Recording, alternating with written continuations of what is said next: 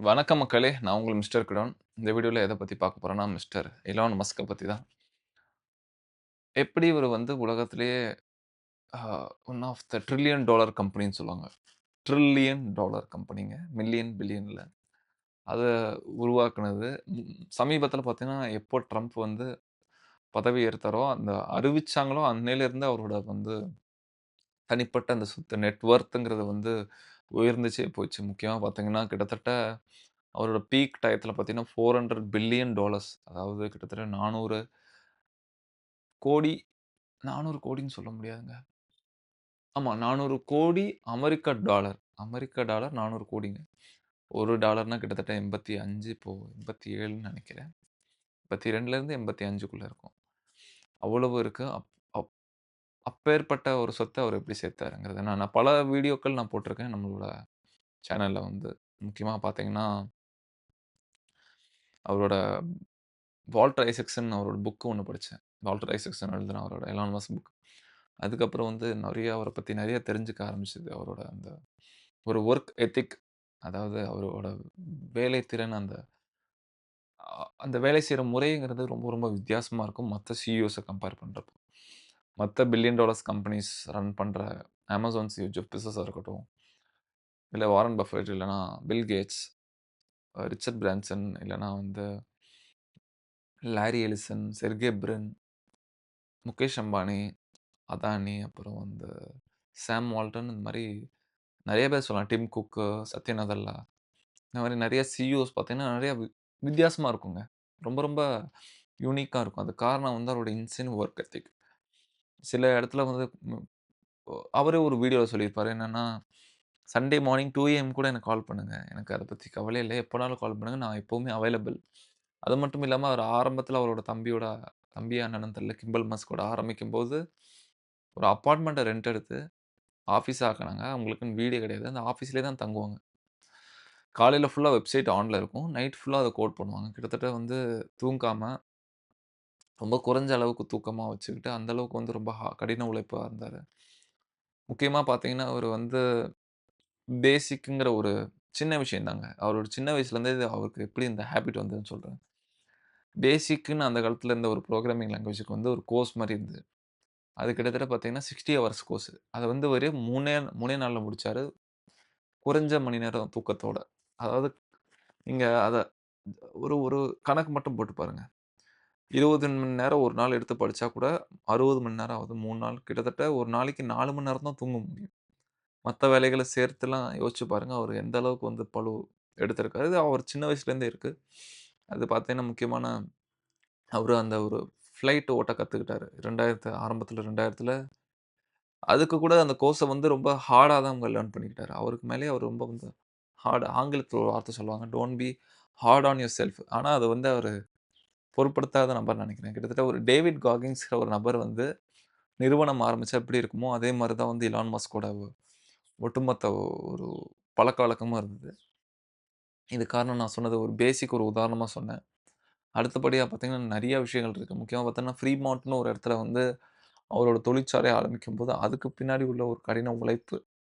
கிட்டத்தட்ட அந்த தொழிற்சாலையே தூங்குவார். அந்த புக்ல வந்து ஒரு படமே இருக்கும். கம்ப்யூட்டர் டெஸ்க் இருக்கும். அதுல வந்து வொர்க் பண்ணுவாங்க. அது கீழ மார்னிங் வொர்க் பண்ணா, கீழ வந்து அப்படியே படுத்திருப்பாரு. நைட் ஃபுல்லா. மறுபடியும் மறுநாள் எந்திரிச்சு காலைல அப்படியே அந்த மாரி தாங்க அவர் வொர்க் எத்திக்ஸ் இருக்கும். அந்த மாரி ஒரு இன்சேன் வொர்க்கஹாலிக்ன்னு சொல்லலாம். அது வந்து ஒரு நாளடைவுல வந்து அடுத்தடுத்த கம்பெனி Zip2 இருக்கட்டும் மொத கம்பெனி. அடுத்தது X.com அதாவது PayPal. அதுக்கப்புறம் அவர் SpaceX ஆரம்பிச்சாரு. அதுக்கப்புறம் மார்டின் ஹீப்ரோவோட Teslaல வந்தாரு. முக்கியமா பார்த்தீங்கன்னா, 2008 இந்த ஃபினான்ஷியல் கிரைசிஸ் அப்பதான் அந்த Tesla, SpaceX வந்து 2மே கிட்டத்தட்ட வந்து ஆ பேங்க்ரப்சி ஆகக்கூடிய நிலைமையில இருந்தது. திவாலா ஆகக்கூடிய நிலைமையில இருந்தது. அப்போ அவரோட வொர்க் ஷெட்யூல்லாம் பார்த்தீங்கன்னா, ரொம்ப மோசமா இருக்கும். நெறைய இன்டர்வியூல சொல்லியிருப்பாரு. யாரும் இந்த அளவுக்கு வந்து வொர்க் பண்ணவே கூடாது. கிட்டத்தட்ட ஒரு வாரத்துக்கு 100 மணி நேரங்கிறத தொட்டுருவாருங்க. 100 மணங்கிற அதாவது சனி, ஞாயிறு கூட. ஏன்னா, அவங்களுக்கு வார இறுதிங்கிறதே கிடையாது. எல்லா நாளும் வந்து வேலை செய்வாங்க. 7 நாள் கிட்டத்தட்ட நம்ம வந்து 12 மணி நேரம் வச்சா கூட அதோட அதிகமா தாங்க வருது. 84 மணி நேரம் தான் வருது. 12 மணி நேரத்துக்கு மேல 14 மணி நேரம் கிட்டத்தட்ட வொர்க் பண்ணுவாங்க ஒரு நாளைக்கு. தொடர்ந்து மாசக்கணக்குல பண்ணிக்கிட்டு இருந்தாரு. நெறைய இடத்துல அந்த புத்தகத்துல என்ன சொல்லுவாங்கன்னா, ஒரு கண்ணு கீழ அந்த ஒரு மாரி வீக்கமா வர்றது இருக்கட்டும்.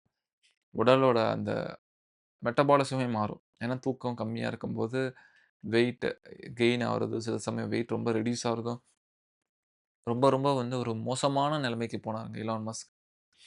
அதெல்லாம் மீறி அவரு வந்து இந்த இடத்துக்கு இருக்காருன்னா, அதுக்கு காரணமே அவரோட இந்த வொர்க் எத்திக்ஸ் தான் என்ன பொறுத்தவரைக்கும். சரியான நபர்கள தேர்ந்தெடுக்கிறது, சரியான லக் இருக்கிறது, கரெக்ட்டான நேரத்தில இன்வெஸ்ட் பண்ண வைக்கிறது, இன்வெஸ்டரோட விருப்பம் இதெல்லாம் ஒரு புறம் இருந்தாலும், நான் நம்புறது வந்து அவரோட வொர்க் எத்திக்ஸ் தான். அதுதான் வந்து அவர இந்த இடத்துல வந்து உட்கார வச்சிருக்கு. அது மட்டும் இல்லாம ரொம்ப யூனிக்கான நபருங்க. ஒவ்வொரு கம்பெனியும் பார்த்தீங்கன்னா, ஒரு நேம் சேக்குங்க இல்லங்க. அவரு முதல் கொண்டு வந்த Zip2ங்கிற கம்பெனி இந்த லோக்கல் அட்வர்டைசஸ்க்குலாம் வந்து ஒரு மேப் மாரி கொண்டு வரது வந்து, கிட்டத்தட்ட இந்த மேப்புங்கிற கான்செப்ட்டே வந்து அவர் தான் கண்டுபிடிச்சாரு முன்னாடி.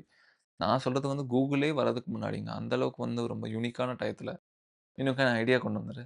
அதே மாரி PayPal 1998லயே மொபைல் பேங்கிங், இன்டர்நெட் பேங்கிங் வந்து கொண்டு வந்தவரு. அப்பயே யோசிச்சு 1998, 97ல X.comன்னு. அது ஆரம்பத்துல அது வித்துட்டாரு. இல்லன்னா, அவரே நெறைய இடத்துல சொல்லியிருக்காரு. நான் மட்டும் அந்த கம்பெனில கடைசி வரைக்கும் இருந்திருந்தேன்னா, நிச்சயமா அது ட்ரில்லியன் டாலர் கம்பெனியா மாறியிருக்கும்.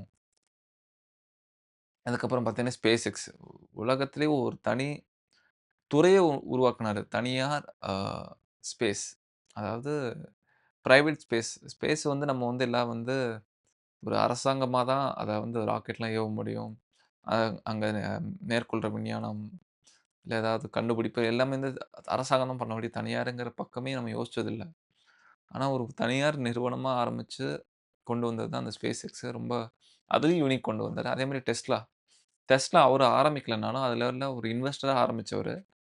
பின்னாடி அதுல வந்து நெறைய அவரோட இன்ஜினியரிங், பிசிக்ஸ் அந்த எல்லா பேக்கிரவுண்ட் உள்ள அந்த இது எல்லாமே பார்த்தீங்கன்னா, ஒரு வேர்ல்டுக்கு வந்து ஏதாவது வந்து ஒரு நல்ல விஷயங்கள் செய்றதாக்கு அதங்க ஆரம்பிச்சாரு. இவரு வந்து அயர்ன் மேன்னு சொல்லுவாங்க. Real life iron man. அதாவது என்னதுன்னா, அவரோட அந்த அயர்ன் மேனுக்கு ஏத்த அந்த billion dollar technological brain, billion dollars ideas, billion dollars companies அதுக்கு கிட்டத்தட்ட அதுக்கு அவரு பிளே பாயாங்கிறது தெரியல. மத்தபடி அவர் சொன்ன வாக்கியத்துல பிலந்திரோபிஸ்ட், பில்லியனியர், ஜீனியஸ் அண்ட் டெக் இது எல்லாத்தையும் சேர்த்தவர் தான் எலான் மஸ்க். அப்புறம் பார்த்தீங்கன்னா, முக்கியமா 2008ல ஆரம்பிக்கும். சமீபத்தில 2015ல ஒரு ஓப்பன் ஏஐ ஆரம்பிச்சாரு. பல ந ஸ் நபர்கள சேர்த்து அதில சாம் ஆல்ட்மன் ஒருத்தரு. அதுக்கப்புறம் 2017ல வந்து நியூராலிங்கா இருக்கட்டும், அப்புறம் இந்த போரிங் கம்பெனி. இந்த மாரி எல்லாமே யூனிக்கான விஷயங்கள். நியூராலிங்க்லாம் பார்த்தீங்கன்னா, இந்த பிரெயின் இந்த ஒரு பக்கம் செயலிழத்து இந்த மாரி வீல் சேர்லயே இருப்பாங்கல்ல, அவங்களுக்கு வந்து பிரெயின்ல சிப் வைக்கலாம். சிப் மூலமா அவங்க அன்றாட வாழ்க்கையில தேவைப்படுற விஷயங்கள செய்றதுக்கு பயன்படும். அந்த மாரி ரொம்ப ரொம்ப அதிநவீனமா உலகுக்கு என்ன தேவையோ, அது எல்லாத்துக்கும் வந்து இது எல்லாத்துக்கும் அவரு கொண்டு வந்ததுக்கான ஆ அடிப்படை ஒரு விஷயமா இருந்தது அவரோட அந்த வொர்க் எத்திக். அந்த வொர்க் ரொட்டீன். அதுக்காக நம்மளும் 100 ஹவர் வொர்க் பண்ணா அந்த மாரி ஆக முடியுமான்னா தெரியல. ஆனா, நமக்கு என்ன தேவைங்கிறது தெரிஞ்சுக்கிட்டு, அதுல ஸ்மார்ட்டா யோசிச்சுட்டு, அதுல வந்து நம்ம ஹார்ட் ஒர்க் பண்றது தான் வந்து ரொம்ப கிட்டத்தட்ட என்ன பொறுத்தவரைக்கும் அவர் வந்து ஸ்மார்ட் பிளஸ் ஹார்ட் ஒர்க் 2த்தையும் சேர்த்து பெர்ஃபெக்ட்டா பண்ணவருங்க. Elon Musk. அதனால தான் அவரு இவ்ளோ பெரிய சக்சஸ்ஃபுல் பெர்சனா இருக்காரு. ஸோ உங்களுக்கு இந்த வீடியோ புடிச்சிருந்தா லைக் பண்ணுங்க கைஸ். மறக்காம நம்ம சேனல் சப்ஸ்கிரைப் பண்ணுங்க.